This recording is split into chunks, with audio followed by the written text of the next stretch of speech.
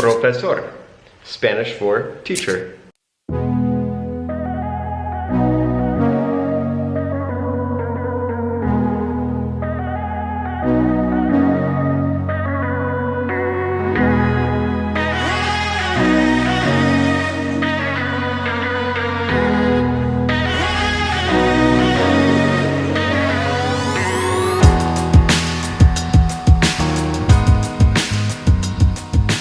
Good morning, guys.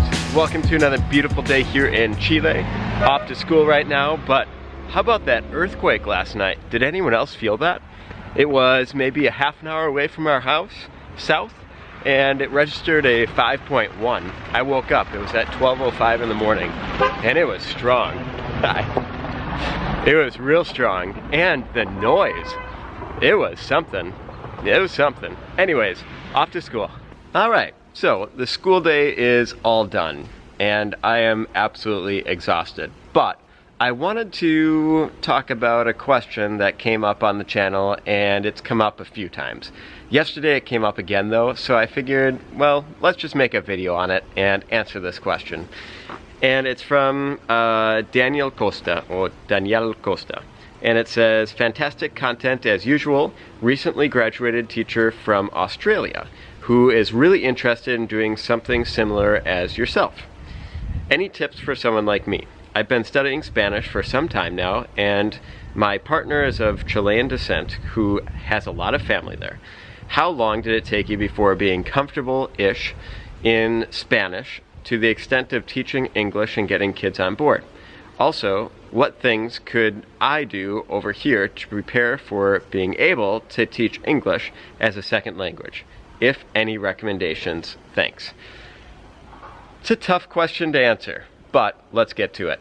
So the first question, any tips for somebody like me who wants to travel to another country, and in this case, Chile, and then live here and work here as a teacher? Tough question to answer, but I will say that I am working with an organization called the Kingdom Workers, and basically, this organization is a Christian organization that sends people to work with different churches. In fact, in a week and a half, there are 4 people that are coming and staying with Elise and I, and are going to be helping to build the rest of our church. They are Kingdom Workers as well. For our case, they set up all of our relations with this town in Longaví, and worked with the mayor in order for us to get these jobs in the schools that we're in right now. So I would say tip number 1, maybe find an organization that could help you find jobs in schools here. Tip number 2.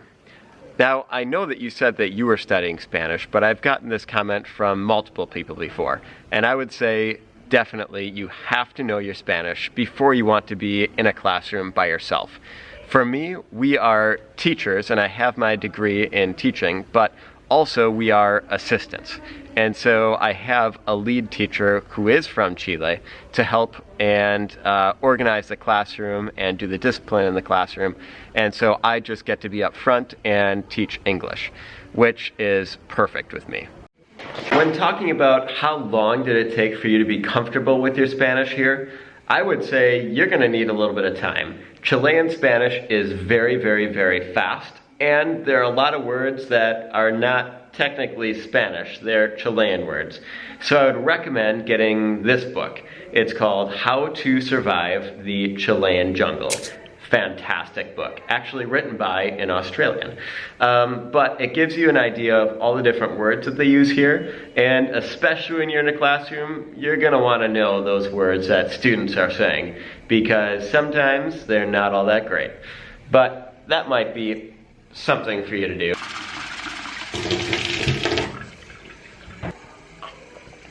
As far as getting kids on board in teaching English, well, that's a tough question, but I would say that any good teacher is going to try different strategies in order to get kids to be engaged every single class. And that might be drawing something, that might be physical activity, it might be singing a song, it might be drawing, it's all these different things. So it all depends on you as a teacher. You're going to want to do something that is going to be engaging and fun for the kids so that they enjoy it. But that of course takes time. For us, I would say it took maybe half of a year for the kids to get used to having somebody that looks like me in the classroom, and my English accent, which they've never really heard besides on a CD before. And so, yeah, it just takes a little bit of time, but I would say it depends on your teaching style and making sure that you make class interesting.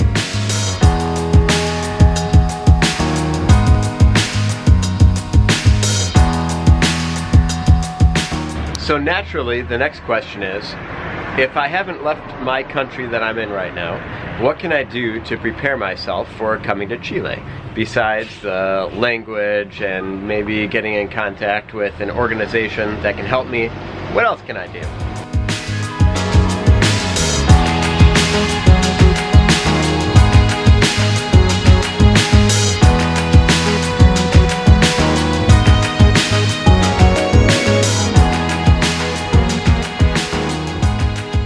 Well, before you leave, you need your transcripts all verified and notarized in the United States.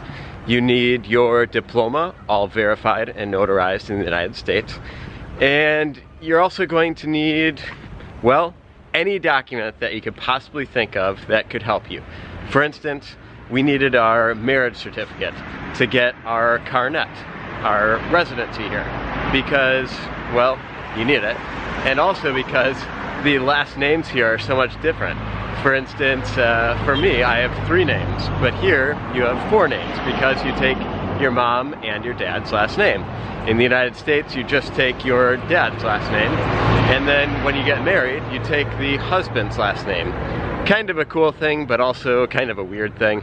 But any documentation, you need to get verified, send it to the right place, because without that, well, you can't have any residency here.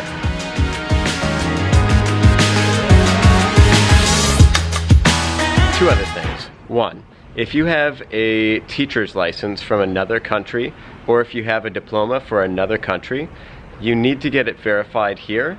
And also, for us to be actual teachers here, we would have to go and take another test for basically a teaching license here in Chile. We don't have that because we don't want to take any jobs here. We just want to help with teaching English here. The second thing that I would recommend before moving to Chile, or any foreign country for that matter, is to look into the history of the country. That was one of the first things that we did, because the history of the country is what makes the country the way that it is. So check out the history, take some time, read up, and study that history. I am looking for you to help me. Take a look in the comments below for more comments on how this might work in other districts, especially for native English speaking teachers. Maybe there are more opportunities out there. I really don't know. I just know my experience, but I'm sure there are more people out there who know more than me. Anyways, for now, I'm gonna go eat some dinner and rest. Ciao pescao.